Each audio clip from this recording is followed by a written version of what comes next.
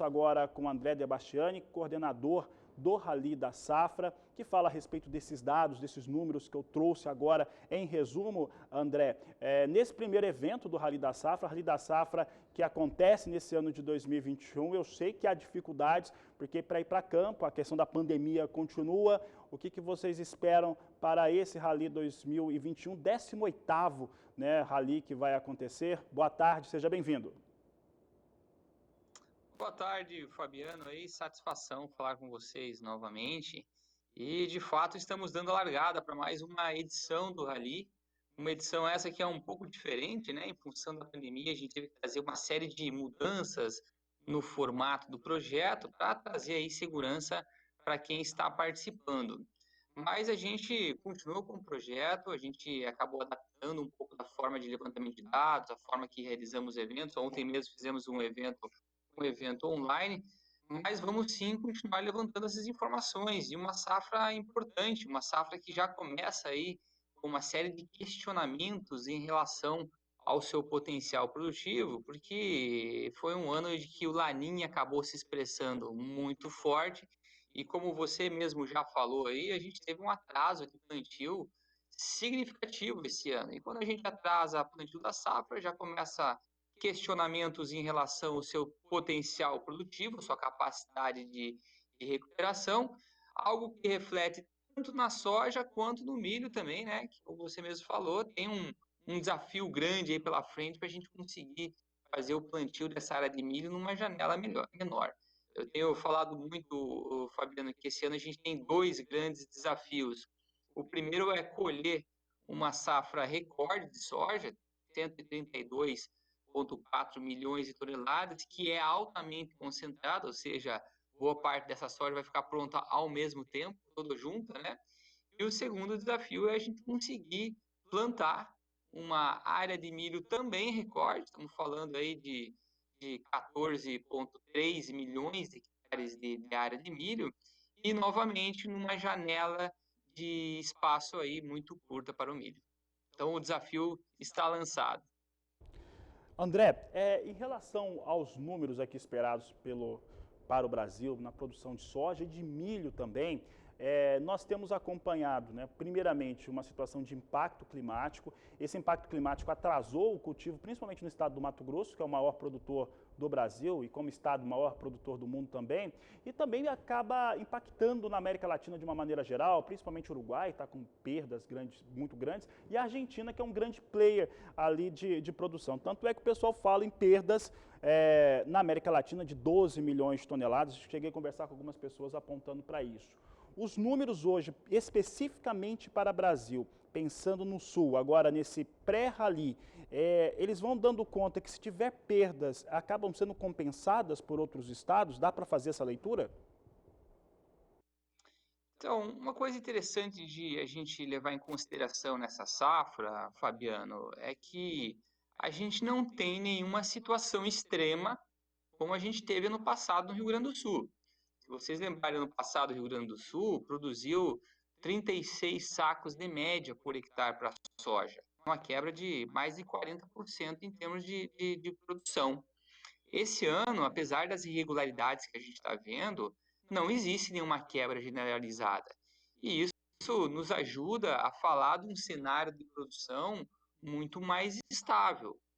De fato, a gente tem problemas, né? O atraso no plantio ele traz um pouco de questionamento em relação ao potencial de recuperação dessas lavouras, mas há de se ressaltar, Fabiano, que o clima começou a se regularizar. Na verdade, desde dezembro, a gente tem uma condição climática mais favorável.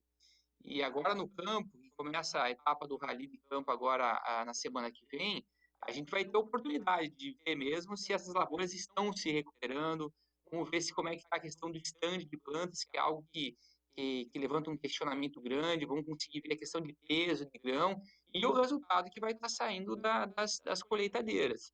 Agora, o que eu queria trazer e a sensação que eu queria trazer aqui, o sentimento que eu queria trazer para vocês é que sim, a gente tem uma safra boa, apesar do início conturbado, a gente tem estados aí, por exemplo, Goiás e Minas, que demonstram um potencial produtivo muito interessante.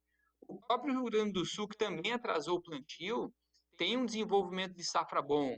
O mesmo podemos falar do Nordeste do Brasil. Talvez quando a gente fale em termos de destaques, o estado talvez que mais foi prejudicado por essa irregularidade climática foi o Mato Grosso, porque teve que plantar por conta da dinâmica de produção no Mato Grosso, né, com milho safrinho e do algodão safrinho, não dá para esperar a melhor condição de umidade para começar o plantio. Então, muitos produtores começaram o plantio com uma condição ruim. E as lavouras precoces esse ano são lavouras que estão sofrendo um pouco mais. Mas nessas nossas andanças e conversas com produtores, a gente tem sentido que o ânimo do produtor está mudando um pouco também, porque as condições têm melhorado. Então é importante que a gente está no campo a partir da semana que vem, acompanhando a condição de colheita de cada uma das regiões, para ver quanto que a gente consegue ainda recuperar dessa safra, que é uma safra boa. Não podemos falar mal dessa safra, estamos falando uma safra aí já recorde em termos de produção. André, vou aproveitar aqui e trazer aqui algumas perguntas de telespectadores. Eu escolhi uma aqui especificamente, a gente vai começar a falar de milho agora contigo, mas eu resolvi escolher uma de um pecuarista. E isso chama bastante atenção porque hoje o o sistema agroindustrial é muito mais realmente próximo. Hoje se tem essa atenção mesmo a respeito de que cada setor está produzindo. E aqui o Idamar está perguntando, o Idamar de Paula está perguntando a respeito dessa produção aqui no Brasil em 109 milhões de toneladas, que mesmo com uma estimativa como essa, o Idamar está citando aqui, ainda há uma contenção na oferta que faz com que os valores fiquem altos aqui no mercado doméstico. É o resumo aqui do que o Idamar disse. A Agroconsult, o Rally da Safra, está prevendo ali 109 milhões de toneladas de milho, claro que a maior parte concentrada em segunda safra e, como você disse no começo, concentrado numa janela muito menor para plantio.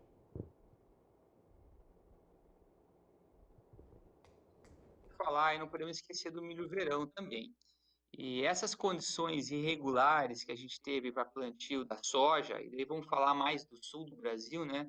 Que a gente teve o atraso em termos de regularização da chuva, ela afetou a soja no sentido de ter que postergar o início do plantio.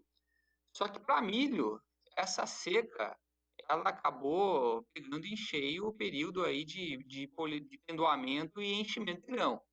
Então, hoje, a produção de milho verão do Brasil, ela está sendo afetada, sim. Tanto que a gente está falando de uma produção em torno de 25 milhões contra 27 no passado, que já teve problemas também. Vocês pegarem o Rio Grande do Sul, que é o estado onde o milho verão está sofrendo mais esse ano passado, as lavouras mais precoces foram as lavouras que desempenharam melhor, e as tardias foram as que foram prejudicadas pela seca. Esse ano é o contrário. Esse ano as lavouras de milho precoces são as que estão sofrendo mais e provavelmente as tardias vão ter um desempenho um pouquinho melhor. Mas o estrago está feito, então a gente tem uma redução em termos de produção aí do milho verão para 25 milhões e o que deve compensar é o milho safrinha. Agora, é bom lembrar, o milho safrinho, o milho segunda safra nem foi plantado ainda, a gente vai começar a plantar ele agora. Então tem todo o desenvolvimento da safra pela frente. O fator positivo que nós temos quando a gente fala do milho segunda safra são dois. Primeiro, a área de plantio. A gente tem um incremento de área de milho segunda safra esse ano previsto em quase 1 milhão de hectares. A gente sai de 13,3 para 14,3 milhões de hectares. Então é um aumento substancial que eleva aí o nosso teto produtivo. E o segundo fator positivo que a gente tem dessa safra é a questão de investimento em tecnologia. Os bons momentos da cultura têm feito que o produtor não economize, seja em adubação, seja na escolha do híbrido e até mesmo nos tratos culturais. Então, dentro de um ano normal, a gente há de pensar que essas produtividades vão ser boas e que a gente vai ter uma produção aí em torno de 84 milhões de toneladas, que é o que a gente está estimando nesse pré-rally. Mas daí vamos lá, temos os desafios também. Vamos ter que plantar essa área grande num curto intervalo de tempo. Certamente o plantio vai avançar ao longo do mês de março, principalmente no Mato Grosso e no oeste do Paraná, que são as regiões aí que estão mais atrasadas, e temos todo o desenvolvimento climático. Então, ainda não dá para a gente contar com esses 109 milhões, porque tem muita coisa para acontecer pela frente. Nesse evento de ontem, nesse evento online do Rally da Safra, que se falava, né? Eu até acredito que foi o Pessoa que falava a respeito desse assunto, que é mais, dá para fazer uma afirmativa um pouco mais clara em relação às exportações de soja e de milho, talvez não, até por conta dessa questão. Demanda interna também pesa, mas principalmente por conta do desenvolvimento dessa lavoura de milho. Aliás, os números que nós temos aqui são 83 milhões de toneladas para soja, 39 milhões de toneladas para milho, André. Exatamente, o milho a gente tem que produzir ainda para conseguir exportar esse volume. Mas a verdade é que a gente tem um volume já comercializado antecipadamente bastante elevado. E o mercado lá fora está aquecido, seja na soja, quando a gente fala, a China, quando a gente fala de soja, e mesmo o milho, que a China agora passa a ser um player importante também em termos de importação da cultura.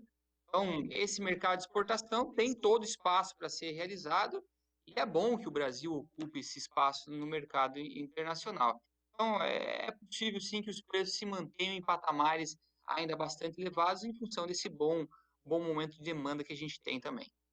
Tá certo, André. Para encerrar aqui a entrevista, como é que estão organizadas as equipes de campo do Rally da Safra este ano, que continua diferente por conta da pandemia?